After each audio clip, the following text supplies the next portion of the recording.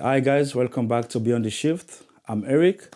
Guys, today I have a special guest by the name of Mr. Ibrahim Sisay. And this guy, I know this guy way back, but we're gonna jump into his joining, his story. So he's gonna tell us where he has been to where he is now. So join us. Let's kick start. My guy, welcome to the channel, brother. Appreciate you having me. Thank you. No worries, brother. Wow, it's been a long day. Yeah, it's been a long day. It's been a long journey. I mean, I since knowing you, actually, when I was starting my football training business, you were one of the first players, a goalkeeper. So it was, definitely a pleasure to train a different, because I do more of outfield plays, but doing a goalkeeper was something special. So yeah, appreciate it. Before we go into everything in details, yeah? Yeah. But for me, I know you. Some people know you. Yeah. So, but for all other out there, like, I want the world, introduce yourself, brother. So, who is Ibrahim? My full name is Ibrahim Sisay. Ibi, as a lot of people call me. I've got nicknames all over, Ibi Snide, Sterling, whatever they call. But yeah, I'm a full-time coach, private football coach. I have my wife and my little son, who's 3 years old. Shout out to both of them. They keep me grounded and keep me blessed, and just grateful for every day that they're able to support me all the way and do what I do every day. Bro, that's good, that's good. Let's take me back. Yep. So that EB. So how everything started for you, like, were you born in Africa or moved to Australia, or were you born in Australia? Well, my parents were born in Sierra Leone, Africa, and they migrated to Australia 2 years before I was born, as I was born here and grew up most of my life here. And then they were showing me all the livings of how it is, and just to be respectful to elders and never forget where you came from and all those sort of things. And then they took me to Sierra Leone when I was 4, turning 5, see my grandma and see some family there. So I know it's a long time ago, but that was the first time there. Hopefully I'll go back sometime soon. Sometime soon. Yes, sir. Hopefully. Hopefully. So you can chop the cassava leaf, right? There you go. Absolutely, yeah. Okay, anyways, give me some insight about you growing up in Australia. How was it for you? Because some of us, we came to Australia like in a young age. But for you growing up in Australia, like, how was it for you? Like, you grew up here? Yep. Yeah, how was it for you? So growing up here, the Sierra Leone community wasn't as big when I was going up until 10. So it was only a few families that I knew, and I would see them like every weekend. So when I started in primary school, didn't have as many friends. This just started coming on here and there. Just started building on through, I guess, just common interests. Because when I was in school, I went to Campsie, and it was more of, because it was not too far from where the Bulldogs were, so it was more of that. It was more of just playing at lunchtime, touch football, and then I grew up around that, and that's why I was sort of a fan of that. And then when I obviously go to high school, more Sierra Leoneans started coming. That's when they started introducing me to football and things, and that's where it sort of took its stead to where I'm at now. Yeah, so it was definitely challenging at the start when you don't have many friends and you just sort of share common interests, and before you know it, you get many more friends through that. So how was it for you, like, when you encounter the few Africans, yeah? How was that culture shock for you? It was different because the Africans I knew at the time, they were also born here. So there was only a few of them, and then we, like I said, we see every weekend, and those were the ones that I sort of grew up with in my primary school days. Then, as like I said, I think I'd say between about 2000, just going to 2000 onwards, more started coming. That's when I started to have, more friends that were more liked football. My uncles liked football and things, and my dad introduced me actually to football. He used to show me the 98 World Cup. That was the thing, and I think that's when I started actually falling in love with football.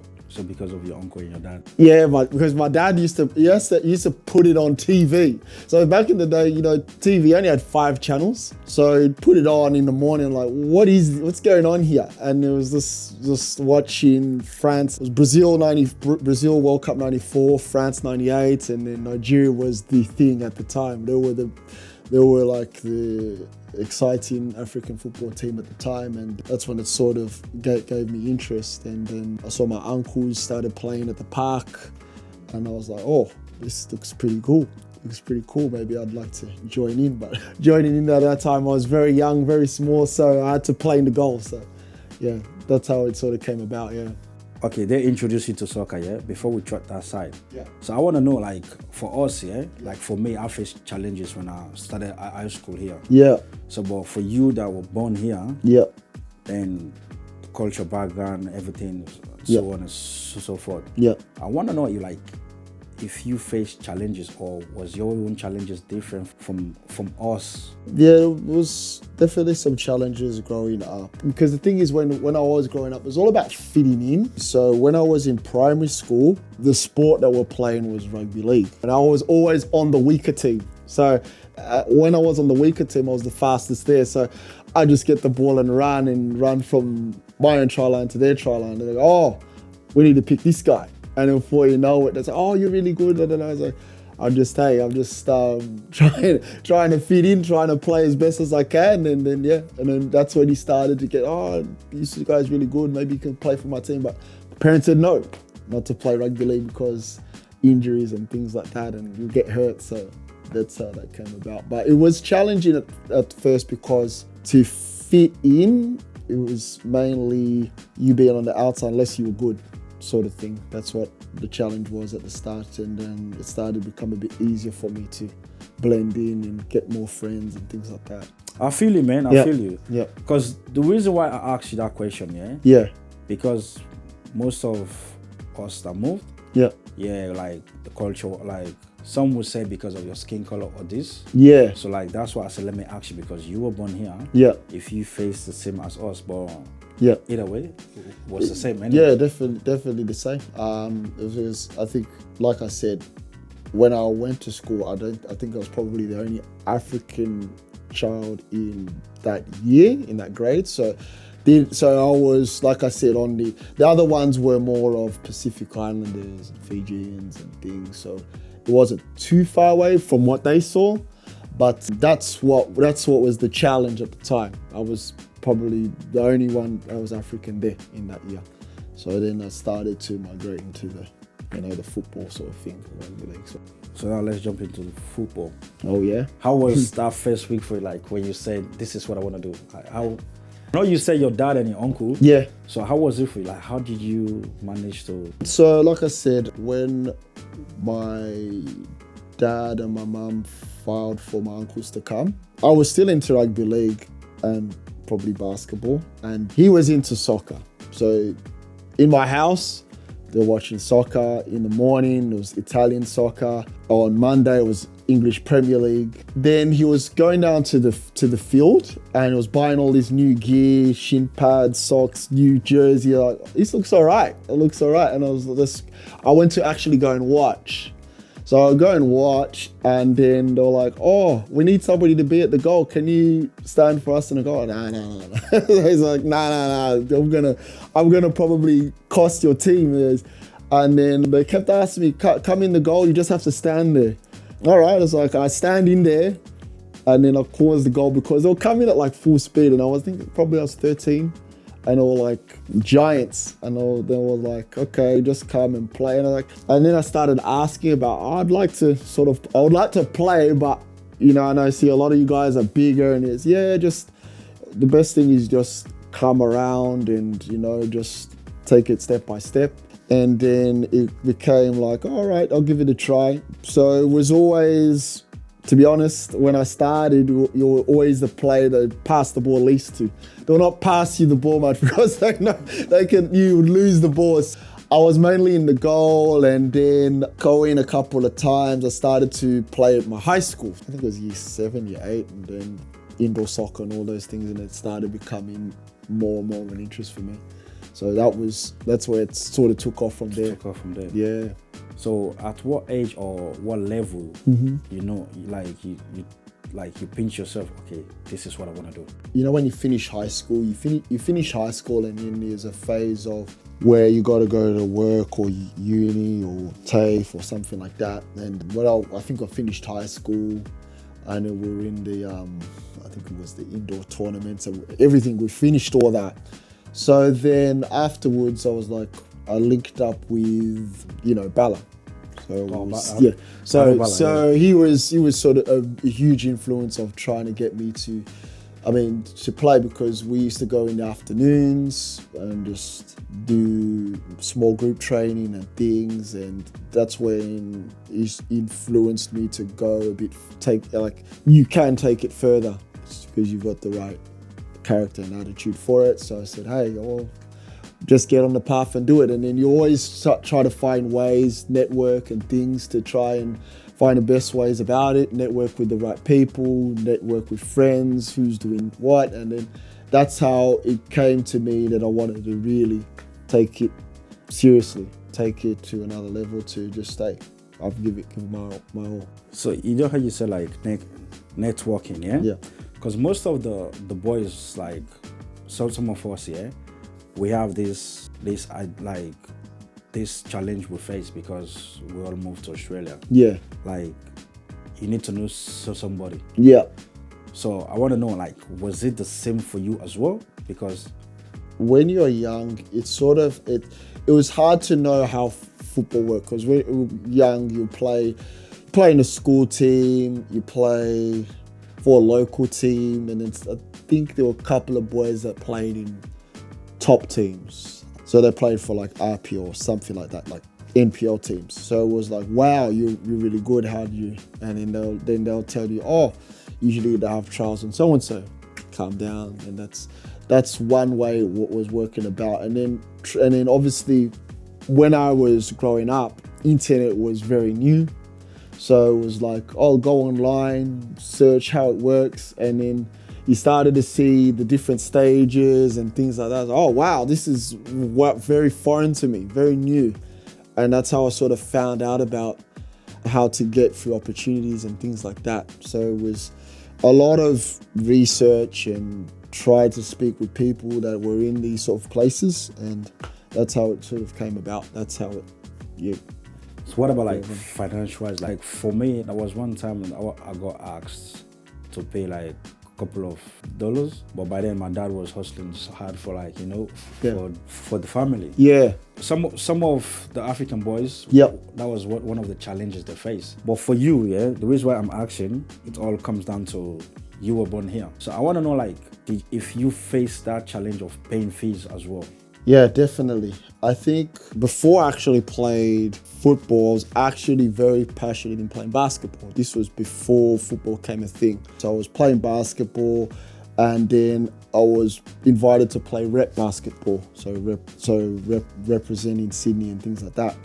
And then it came to where there was a tour to go to the US, and then that was about, I think, $7,000. My dad did not have the means to pay that, and that's when I sort of fell out of motivation for it, because it was to go to the US would be an experience, to go there and see how it's like over there. So that's what I didn't go, and then I had a knee injury, and I lost motivation for it, and then that's when football came about. I think the first team that I started was in Dali Chill or something like that. The fees were still a lot at the time, and they had a flexible payment plan. So my dad was okay to do it. But then when he started to go up and up, the fees become higher. So there was one time, I think they had a tour, they go to Italy and things. This was when the fees were way higher. I think it was a couple thousand. I can't really remember, a couple thousand or something. And then the thing was, it was very high to the amount that yes, he's good, but is he that good for me to pay that amount? As a child, you don't see it that way, but when you're in their shoes, you sort of see it differently, especially when they don't know much about what football is like, what opportunities are like. So there was definitely that challenge, and unfortunately I couldn't pay the fees to pay there. So that was my experience, but I sort of understand from a parent's point of view if you don't know how it works. So now, yeah, because I know like you've been around the NPL system. Yep. You went to the US, you went to England. I want you to give us like your own insights. Yep. How those things come about, like your own experience in those areas. Like, okay, so the first experience, because Australia and then the US is a little different, because Australia was more of the youth football from under 13s, under 18s, and then the US was between 18 and 24. That was that bracket. So the US was more of you putting together video, you sending it to recruiters, and if the recruiters like it, they make you an offer. If you like the offer, they send the documents, take it to the US embassy. Once that all happens, then you're ready to fly out and go there. So it was different in that case.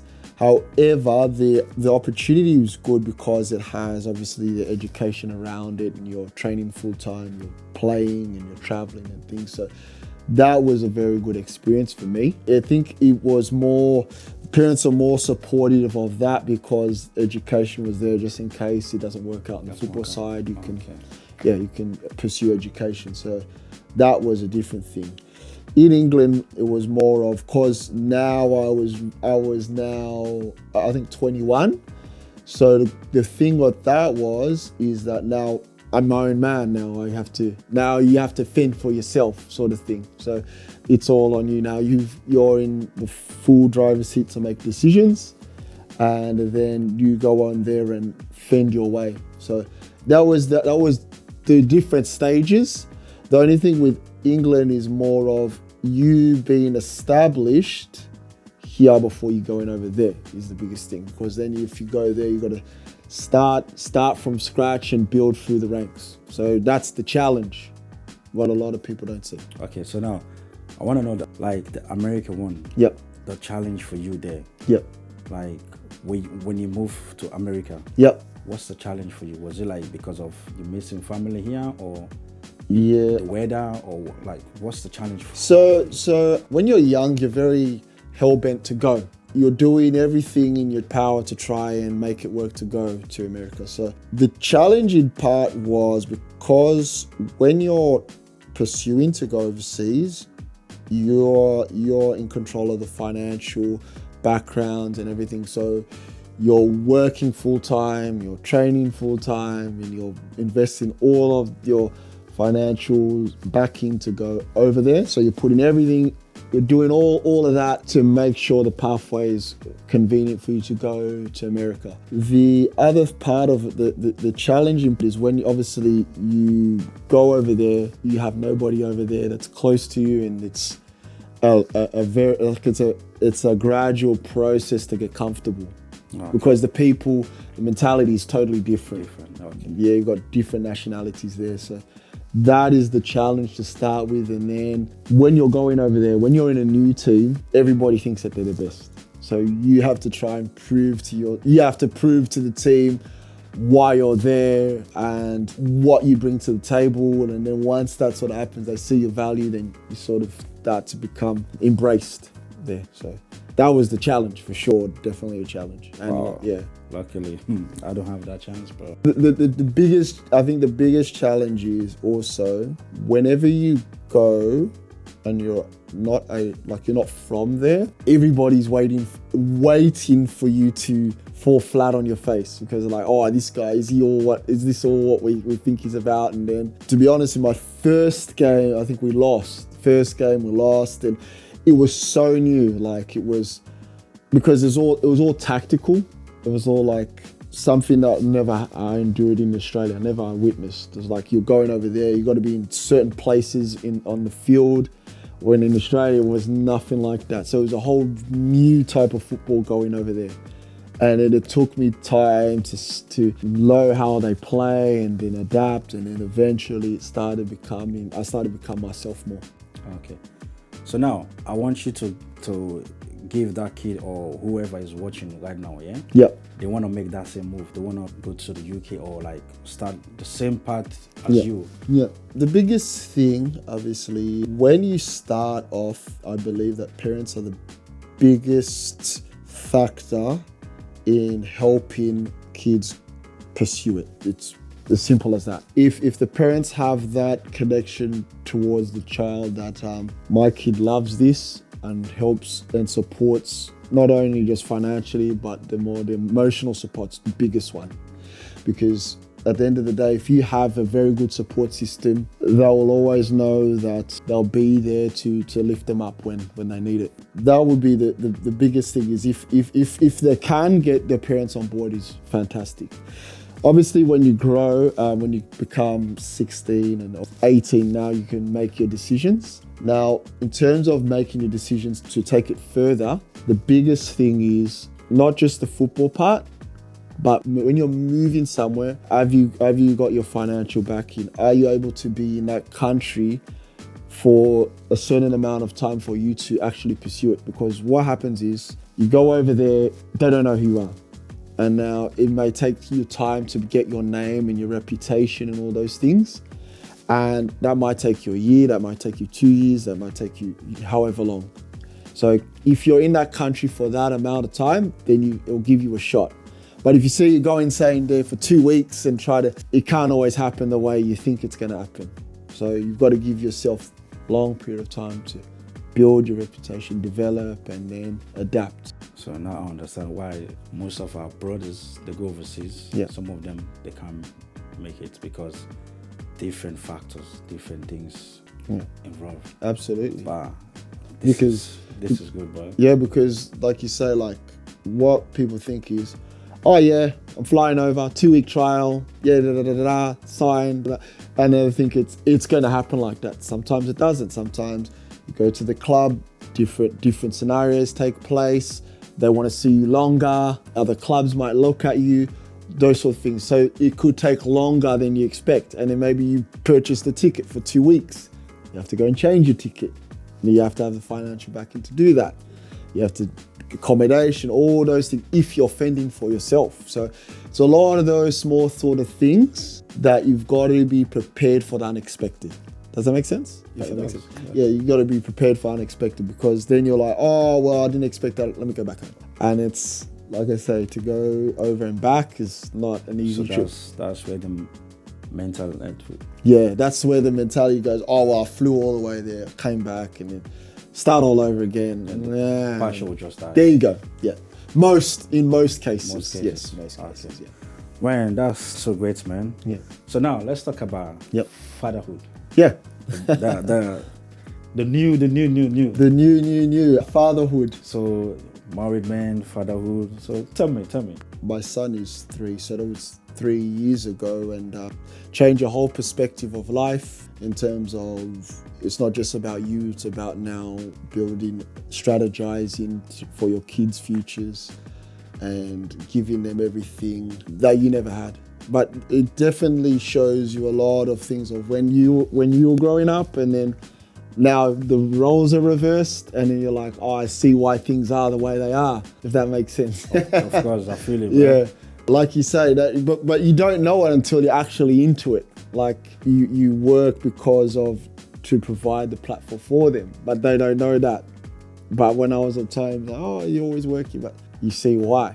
So now you see the whole package. Yeah, you start seeing the other side of it, which is definitely eye-opening, but you understand it. So I want to ask you this. Yep. That first moment you hold your boy, how was the feeling? It's very unreal, actually. Like because when you're like, the whole time you're wondering, what's it going to be like? What's it going to be like? And then he's there and you're holding him, and like, you definitely shed tears, because you're like, wow, this is real. And you say, this is my overtime. Yeah, and then it was like, and then obviously the first couple weeks getting used to early mornings and things, and they grow so fast though. Yeah. They grow so fast, before you know it, they're walking around your house. They are watching cartoons more than you can watch football. There you go. So I want to ask you, Yeah. So, fatherhood, I want to ask about the challenges you face. Like, we all face challenges. Fatherhood, face them up to now. I'm still going. Yeah. What are the challenges you face, or you're still facing with your own fatherhood? I think the challenge you're facing is being there for them, being through them through a lot of their moments, like being there for whenever there's a Father's Day, or maybe like a Father's Day at the daycare, or a parent and child day, being there to take them to soccer programs or Friday mornings, being there after school, after daycare, so to speak, and then trying to also have the support for whatever they need. I can get it for them. Whether they toys or want to go somewhere, you always want to have that ready for them. That's the challenge, is to always try to be there for all those moments. The thankful part of it is that I can have the time to do that, because when I was before I had my son, I was working in IT and coaching part-time. So I didn't have the luxury to do activities during the day because it was 9 to 5 or 8 to 4, whatever it was. But now I can work around a lot of those things, like take them to soccer in the mornings and then be there and encourage him a lot. That's another challenge in itself.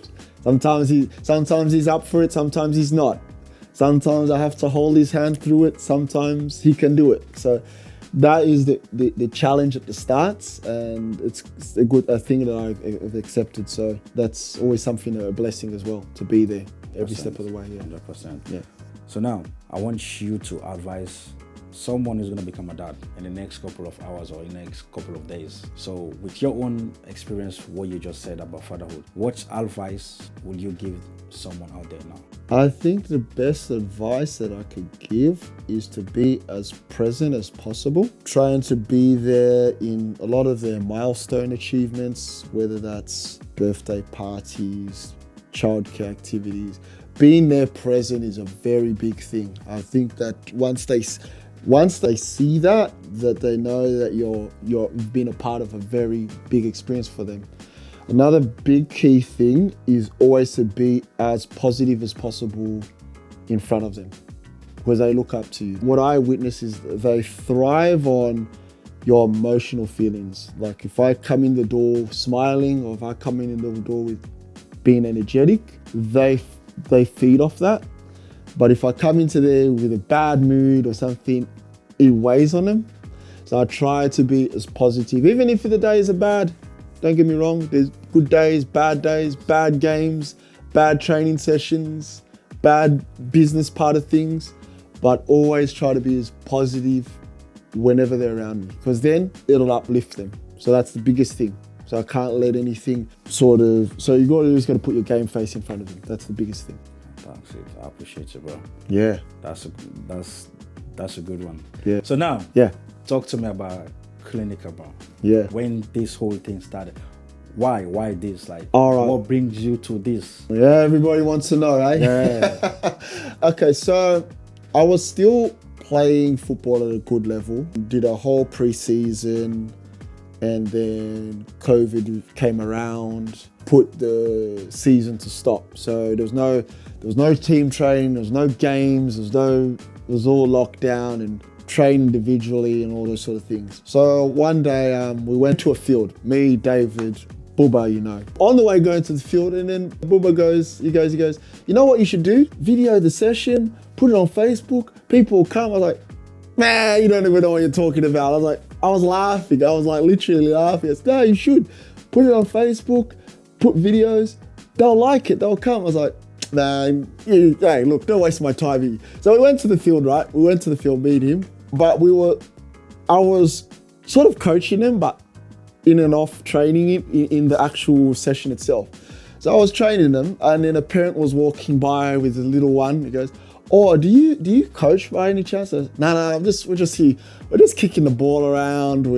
I'm doing different tips. And I goes, oh, I really like what I'm seeing here. Do you coach? I'm like, no. So he walked around and he came back again. I was like, you sure you don't coach? I like what I'm seeing here. This is really nice. I'm like, yeah, I just go, can you have a look at my son? See what he's like. If you don't like him, you can tell her, like, all right, we'll give it a shot, see how it goes. I did, so it was like a late afternoon, so I came back the next morning at the same field. So we did it like an hour session. This wasn't planned. I just gave him everything that I thought of on the top of my head. I don't even think I wrote this session down. He was like, oh, my son loved it. This was one of his best sessions and everything. And he's trying out for Sydney Olympic. Can you help me get him there? Like, I'll do my best. And I just gave everything I had, just poured all my energy through it. And the guy actually made it into Sydney Olympic, and it was fantastic for him. And he stopped training with me after that. And I was like, well, I've done my job. And like I said, oh, well, this is where it sort of led me to. And then before you know it, when you train one, another one's looking, and that's how it sort of came about. And then I think the clinical football part of it came from when I was young. I played my first NPL season. We lost the game, and then the coach says, these are times where you need to be clinical. You need to be able to finish your chances and things. And it sat with me. Because it was like, we lost and it was like a long drive, like clinical. What is that word? I was like, and then I started playing PlayStation. I played a PlayStation game and scored a goal. It's clinical finish. I was like, I love this word. I love this word. And then before you know it, when I was like, coming about with bringing a name, that's where clinical football came from. So it just resonated with me of what it was about. Wow, what a story. Yeah, it's funny how things resonate, and then before you know it, it's your name going forward. So this, like, I know COVID bring a lot of issues, blah, blah, blah, and then, but the other side again, COVID bring something new for some people. Oh yeah, absolutely. Yeah, so like, you're one of them, like, because of COVID, this idea end up reality. Yeah, absolutely. To be honest, if it wasn't for COVID, I would have just kept playing. I mean, I would have come around this at some point, but not at the time when it happened. Definitely not. I would have just kept on playing, and maybe later on it would have come on, but not at the time for sure. Okay. So now let me ask you this. How do you balance fatherhood and the clinical? What are the challenges in there? The challenges as a coach, what people don't know is there's a lot of behind the scenes things. There's a lot of planning of sessions, part of things, the admin work in between of scheduling sessions, confirming sessions, follow up, all those sort of things, which is the challenge. The challenge of when to switch on, when to switch off, the challenge of working around like whatever my son has. That's why sometimes on Friday mornings from 10 a.m., I don't do any sessions. I dedicate that day for him to support him with taking him to football. But I would say that's the challenge. Obviously, the business challenges come as well. I believe that in business, everybody wants to be a top dog. Everybody wants to chase the big guys. But it's always very important to work within your parameters. Work with the spaces that you're provided, and then you slowly, gradually build up. 100%. Yeah, you don't want to be a big dog just chasing things and then just spending loads of money into something, and you're like, hey, you're putting all this money out and you're not getting much back in. That's the biggest challenge. Okay. So now, what's the aim of clinical like? Definitely, obviously the aim is obviously to keep it growing through the programs and online resources and YouTube content, and then once that comes into play, then branching it out into camps and overseas and all those sort of things. And those are definitely some things that are in the works, which all take time. Those are aspirations in the future, and obviously having coaches underneath me and all those things, and that'll get to that stage. It's all about timing and just working, like I said, within the parameters that you have, and then working with all the players that you can help achieve their goals. That's the one. Watch out, people. We're coming. Absolutely. So before we round up, I always ask my guests about this name, Beyond the Shift. Yeah. So for you, what's Beyond the Shift means? Well, little bit touched on it, but it does sound like everything beyond what your work involves. So everything, like I said, well, what I learned from when I was growing up, there's always 3 lanes. You've got your personal life, your business life, and you can put your work life in there, whichever. So beyond that is everything that you go beyond to make it at the next level. So whether it's, you might have to work big hours to make your family happy and give them everything they need to make your son happy and things like that. And then beyond the shift of the business, always trying to find ways to make yourself unique, because being unique is what gravitates people to, because you're different, you know what I mean? So that's a lot of those things behind the scenes, which you call, is beyond what you do, which is goes back to that point. Man, it was blessed to have you, man. I'm blessed to have you. But like everything you just touched on, if I didn't have this conversation with you, Yeah. there's no idea for me to know your journey. Because I know you as a person, but like inside, Yeah. I don't know The struggles, the challenges you face, how the whole system in the US works. Yeah. Yeah. No, fantastic. Yeah, this is why I'm a fan of the movement that you're doing here, and and inviting guests, of sharing different sort of journeys and insights, because definitely you can learn from all these different experiences.